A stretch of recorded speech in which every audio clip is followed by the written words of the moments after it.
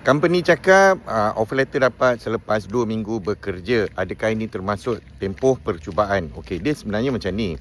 Kita kena faham mula sekali dalam akta kerja tak ada istilah percubaan.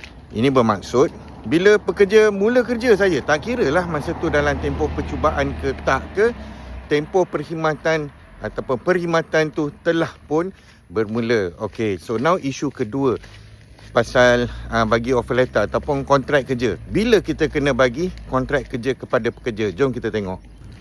Kalau kita tengok peraturan-peraturan kerja 1957, lepas tu kita tengok peraturan nombor 8 dia kata okey, majikan harus memberikan salinan butir-butir yang disahkan di bawah peraturan 5B. 5B ni apa? 5B ni macam ni lah, butir-butir tentang terma-terma dan syarat pekerjaan seperti nama IC, jawatan, kadar upah, allowance, lain-lain semua ni. Okey, dalam arti kata lain, terma-terma lah yang dinyatakan dalam kontrak kita. Bila kita kenakan sini? Okey, dia kata dekat sini pada atau sebelum tarikh pekerjaannya bermula. So kesimpulan dia, kontrak pekerja perlulah diberikan sebelum pekerja tu mula kerja ataupun paling lewat pun hari pertama dia mula kerja tu. Okey, faham